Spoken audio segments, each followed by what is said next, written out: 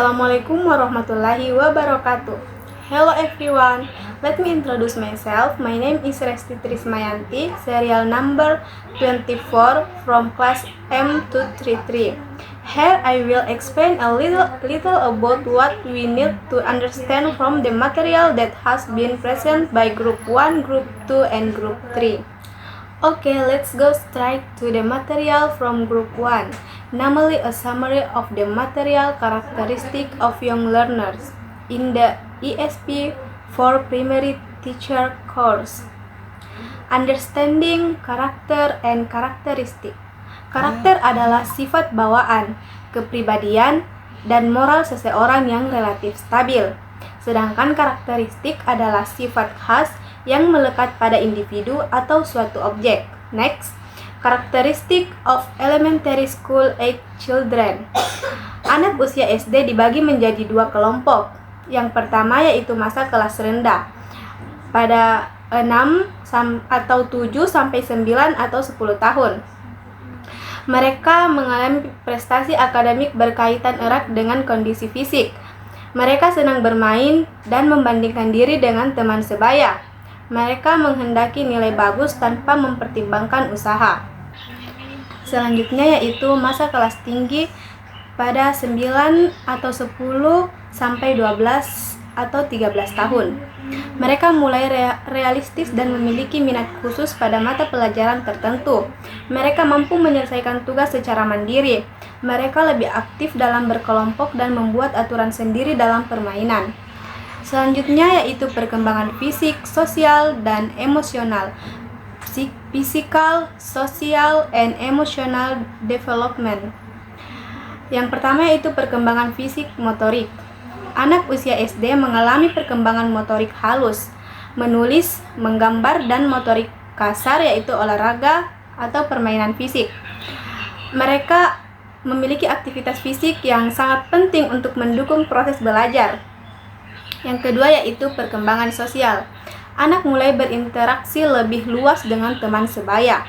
Pembelajaran kelompok dapat membantu meningkatkan keterampilan sosial dan tanggung jawab. Yang ketiga yaitu perkembangan emosi. Anak mulai belajar mengendalikan emosinya. Emosi yang positif mendukung pembelajaran, sedangkan emosi negatif dapat menghambat proses belajar.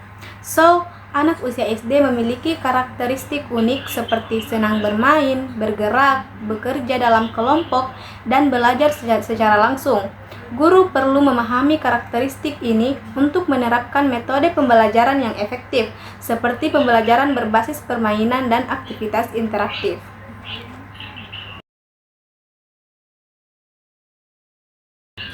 Baik, selanjutnya saya akan menjawab dua pertanyaan yang telah saya pilih. Yang pertama yaitu, as a parent or teacher, how do you apply knowledge about the characteristic of children at each phase of elementary school age development in daily interaction? Sebagai orang tua atau guru, bagaimana Anda menerapkan pengetahuan tentang karakteristik anak pada setiap fase perkembangan usia sekolah dasar dalam interaksi sehari-hari? Okay, as a parent or teacher, understanding elementary school children's development is applied by adjusting communication and teaching methods to their development stage. For younger children, 6 sampai 9 years old, we use play-based and physical activities as they enjoy movement and learn concretely. For older children, 9 sampai 12 years old, we encourage independence, provide intellectual challenge, and teach teamwork. This approach helps them grow optimally according to their pace. Sebagai orang tua atau guru, pemahaman tentang perkembangan anak usia sekolah dasar diterapkan dengan cara menyesuaikan metode komunikasi dan pembelajaran sesuai dengan tahap perkembangan mereka. Untuk anak kelas rendah, yaitu pada umur 9 sampai Itu pada umur 6-9 tahun, kita menggunakan metode bermain dan aktivitas fisik karena mereka senang bergerak dan belajar secara konkret. Sedangkan untuk anak kelas tinggi, yaitu pada umur 9-12 tahun, kita mendorong mereka untuk lebih mandiri, memberikan tantangan intelektual, serta mengajarkan kerjasama dalam kelompok. Nah, pendekatan ini membantu mereka berkembang secara optimal sesuai dengan tahapannya. Selanjutnya yaitu pertanyaan yang kedua. You have explained about the physical, social, and emotional development of student. In the second part, it can also be interpreted as a learning process to adapt to group norms, traditions, and religious morals.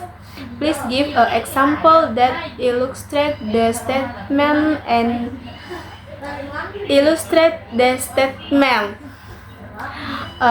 Anda telah menjelaskan tentang perkembangan fisik, sosial, dan emosional siswa.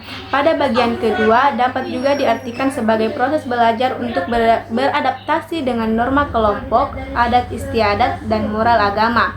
Tolong berikan contoh yang menggambarkan pernyataan tersebut. A fourth grade student, Arya just transferred to a new school. During the first week, Arya noticed that before starting lessons, all students gathered to recite a morning prayer and sing the national anthem. Arya initially felt a bit awkward because his previous school did not have this routine. However, after a few days of observing and learning, Arya began to participate confidently, following the new school's norms and routines. This experience how students adjust to group norms, morning routines, traditions, singing the national anthem, and religious values, prayer, reflection, their social and emotional development in adapting to a new school environment. Seorang siswa kelas 4, yang itu Arya, baru saja pindah ke sekolah baru. Selama minggu pertama, Arya melihat bahwa sebelum memulai pelajaran, semua siswa berkumpul untuk membaca doa pagi dan menyanyikan lagu kebangsaan. Arya awalnya merasa sedikit canggung karena di sekolah sebelumnya tidak ada rutinitas seperti ini. Namun setelah beberapa hari mengamati dan belajar, Arya mulai beradaptasi dengan percaya diri, mengikuti norma dan rutinitas sekolah yang baru. Pengalaman ini menunjukkan bagaimana siswa menyesuaikan diri dengan norma kelompok, yaitu rutinitas pagi, tradisi yaitu menyanyikan lagu kebangsaan, dan nilai-nilai keagamaan yaitu berdoa, yang mencerminkan perkembangan sosial dan emosional mereka dalam beradaptasi dengan lingkungan sosial yang baru. Next is a summary of Group 2 materials, namely of characteristic of young learner teacher. Understanding of young learner teacher. Guru pembelajar muda adalah pendidik yang tidak hanya mengajar dengan dedikasi, tetapi juga terus belajar, berinovasi, dan mengembangkan diri agar dapat menghadapi tantangan dalam dunia pendidikan yang terus berkembang. Next, characteristic of young learner teacher. Yang pertama yaitu selalu ingin belajar dan beradaptasi dengan perkembangan pendidikan. Yang kedua yaitu terbuka terhadap inovasi dan teknologi dalam pembelajaran. Yang ketiga yaitu memiliki keterampilan refleksi diri dan selalu berusaha meningkatkan metode pengajaran. Yang keempat yaitu mampu berkolaborasi dengan rekan sejawat dan berbagi pengalaman. Yang kelima yaitu memiliki empati tinggi terhadap siswa dan mendukung pengembangan karakter mereka. Yang keenam yaitu cenderung lebih kreatif, inovatif, dan mampu menciptakan pembelajaran yang kontekstual serta menyenangkan. Selanjutnya yaitu the role of young learner teacher in improving the quality of education. Yang pertama yaitu mengembangkan kurikulum yang relevan dengan kebutuhan siswa. Yang kedua yaitu menggunakan metode pengajaran inovatif untuk meningkatkan motivasi belajar.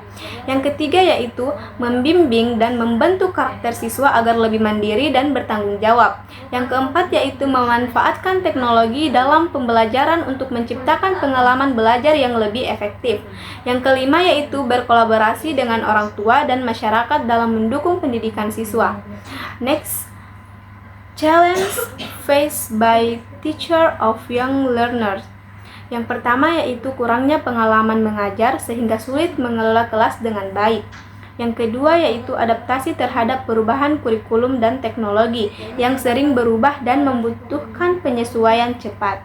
Yang ketiga yaitu keanekaragaman siswa, termasuk perbedaan kemampuan akademik dan sosial. Yang keempat yaitu tekanan administratif dan beban kerja, seperti penyusunan laporan dan evaluasi siswa. Yang kelima yaitu kurangnya dukungan dari lingkungan sekolah, terutama jika tidak ada bimbingan dari guru senior. Selanjutnya yaitu solution in facing challenge. Yang pertama yaitu meningkatkan kompetensi diri dengan mengikuti pelatihan dan eksplorasi metode pembelajaran yang lebih kreatif.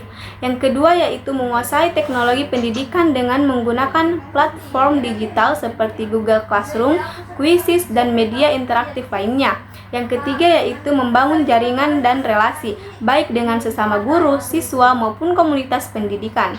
Yang keempat yaitu beradaptasi dengan perubahan kurikulum dengan memahami standar terbaru dan mengembangkan materi pembelajaran yang sesuai. Yang kelima yaitu menerapkan strategi pengelolaan kelas agar pembelajaran lebih efektif dan menarik. So, guru pembelajar muda memiliki peran penting dalam meningkatkan kualitas pendidikan dengan terus belajar, berinovasi, dan beradaptasi dengan perubahan zaman. Mereka harus mampu menghadapi berbagai tantangan dengan strategi yang tepat agar dapat memberikan pembelajaran yang efektif dan bermakna bagi siswa. Baik, selanjutnya saya akan menjawab dua pertanyaan yang telah saya pilih. Yang pertama yaitu based on what the speaker discussed earlier about the challenge faced by young learner teacher in carrying out their duties in the field of education, particularly in point 4 regarding administrative pressure and workload. My question is, if you were in that situation, what strategies could you implement to manage your time effective in order to balance teaching duties and administrative tasks? Berdasarkan apa yang telah dibahas sebelumnya tentang tantangan yang dihadapi oleh guru pembelajar muda dalam menjalankan tugasnya di bidang pendidikan, khususnya pada poin 4 mengenai tekanan administratif dan beban kerja, pertanyaan saya adalah, jika Anda berada dalam situasi tersebut, strategi apa yang dapat Anda terapkan untuk mengelola waktu secara efektif agar dapat menyeimbangkan tugas mengajar dan pekerjaan administratif? To manage time effectively, young teacher can use strategies such as prioritizing tasks, setting a structured daily schedule, using technology for administrative work, and delegating tasks when possible. Additionally, maintaining a balance between teaching and paperwork by allocation specific hours for each can help reduce stress and improve efficiency. Untuk mengelola waktu secara efektif, guru muda dapat menerapkan strategi seperti memprioritaskan tugas, membuat jadwal harian yang terstruktur, dan memanfaatkan teknologi untuk pekerjaan administratif, serta mendelegasikan tugas jika memungkinkan. Selain itu, menyeimbangkan waktu antara mengajar dan pekerjaan administrasi dengan mengalokasikan jam khusus untuk masing-masing dapat membantu mengurangi stres dan meningkatkan efisiensi. Selanjutnya yaitu soal kedua, is the role of a young teacher different from a senior teacher, so that you take the role of a young learning teacher as in the paper? Is there no special role that is different from the role of other senior teacher in the world of education that can truly reflect the characteristic of young learning teacher and differentiate them from senior teacher? Apakah peran seorang guru muda berbeda dengan guru senior sehingga Anda mengambil peran sebagai guru pembelajar muda dalam makalah ini? Apakah tidak ada peran khusus yang membedakan guru muda dari guru senior dalam dunia pendidikan yang benar-benar mencerminkan karakteristik guru pembelajar muda dan membedakannya dari guru senior? Yes, the role of a young teacher differs from that of a senior teacher. Young teachers that to be more adaptive, innovative, and technology oriented. They often bring fresh perspective and creative teaching methods, while senior teachers provide experience and mentorship. The key characteristic of young learner teacher is their eagerness to continually develop and integrate new approaches in education, which differentiates them from their senior counterparts. Ya, peran guru muda berbeda dengan guru senior. Guru muda cenderung lebih adaptif, inovatif, dan melek teknologi. Mereka sering membawa perspektif baru dan metode pengajaran yang kreatif. Sementara guru senior lebih berperan dalam memberikan pengalaman dan bimbingan. Karakteristik utama guru pembelajar muda adalah semangat untuk terus berkembang dan mengintegrasikan pendekatan baru dalam pendidikan yang membedakannya dari guru senior. Next, I will explain a summary of the material from Group 3, namely about the role of young learner. Understanding young learner. Pembelajar muda adalah anak usia 6-12 tahun yang terbagi dalam kelompok younger learner 6-8 tahun dan older learner 9-12 tahun. Perkembangan mereka dipengaruhi oleh lingkungan, budaya, dan pengaruh orang tua. Karakteristik of young learner. Egosentrik, usia 5-7 tahun lebih tertarik pada hal-hal yang berhubungan dengan diri sendiri. Mulai pada usia 8-10 tahun, mereka mulai memahami orang lain dengan kemampuan berpikir lebih logis. Selanjutnya itu rentang perhatian yang pendek, membutuhkan variasi metode pembelajaran. Lebih suka belajar dengan gambar, permainan, cerita, dan interaksi langsung. Pembelajaran berbasis pengalaman dan kegiatan fisik lebih efektif. Selanjutnya yaitu the role of young learner in ESP. Yang pertama itu sebagai pembelajar aktif. Anak-anak secara alami ingin tahu dan mudah meniru. Yang kedua yaitu sebagai pengguna bahasa dalam kehidupan sehari-hari. Mereka belajar melalui lagu, cerita, dan komunikasi. Yang ketiga yaitu sebagai pembentuk kebiasaan berbahasa, membantu mereka berpikir secara bilingual. Yang keempat yaitu sebagai pemecah hambatan dalam belajar bahasa asing, tidak takut membuat kesalahan, lebih cepat belajar berbicara. Yang kelima yaitu sebagai motivator bagi diri sendiri dan lingkungan. Antusiasme anak bisa menular ke teman sebaya. Selanjutnya yaitu challenge in the teacher young learner. Yang pertama yaitu rentang perhatian pendek. Solusinya yaitu menggunakan media visual, aktivitas fisik, dan permainan. Yang kedua yaitu kemampuan belajar yang beragam. Solusinya yaitu menggunakan metode diferensiasi dalam pengajaran. Yang ketiga yaitu kurangnya motivasi belajar. Solusinya yaitu membuat pembelajaran lebih relevan dan menarik serta melibatkan orang tua. Yang keempat yaitu perbedaan kesiapan belajar. Solusinya yaitu menyediakan alat bantu visual dan metode belajar berbasis permainan. So, pembelajaran bahasa Inggris pada anak usia dini sangat penting di era globalisasi. Guru harus memahami karakteristik dan tantangan pembelajar muda agar dapat menerapkan metode pengajaran yang efektif. Pembelajaran harus berfokus pada listening dan speaking, serta menggunakan pendekatan kreatif seperti lagu, cerita, dan permainan untuk membuat anak-anak lebih tertarik dan aktif dalam belajar. Baik, selanjutnya saya akan menjawab 2 pertanyaan yang telah saya pilih. Yang pertama, children tend to memorize vocabulary that relate to their experience more easily. How can you teach vocabulary that is not commonly used in everyday life while maintaining student interest? Give example of teaching techniques or methods that can be used. Anak-anak cenderung lebih mudah menghafal kosakata yang berhubungan dengan pengalaman mereka. Bagaimana cara mengajarkan kosakata yang jarang digunakan dalam kehidupan sehari-hari sambil tetap menjaga minat siswa? To teach uncommon vocabulary while keeping students engaged, teacher can use techniques like storytelling, role-playing, and interactive games.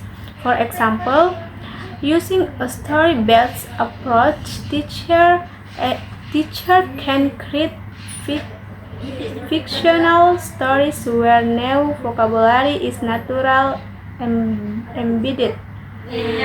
Additionally, visual aids, flashcards, and digital applications like Quizlet or Kahoot can make learning fun and memorable. Untuk mengajarkan kosakata yang jarang digunakan sambil menjaga minat siswa, guru dapat menggunakan teknik seperti bercerita, bermain peran, dan permainan interaktif. Misalnya, dalam pendekatan berbasis cerita, guru bisa membuat cerita fiksi yang mengandung kosakata baru secara alami. Selain itu, media visual, kartu kata, dan aplikasi digital seperti Quizlet atau Kahoot dalam membuat pembelajaran lebih menyenangkan dan mudah diingat. Yang kedua yaitu what learning strategies and model are most suitable to be used in learning if the challenge described in the paper occur to the presenter, and give reasons why you took this strategy and model. Strategi dan model pembelajaran apa yang paling sesuai digunakan jika tantangan yang dijelaskan dalam makalah terjadi pada pemateri? Dan berikan alasan mengapa Anda memilih strategi dan model tersebut. To contextual teaching and learning atau CTL model is the most suitable strategy because it connects learning with real life experience, making lessons more meaningful. Additionally, a student-centered approach such as project-based learning or PBL encourages collaboration and critical thinking, helping students actively engage with the material.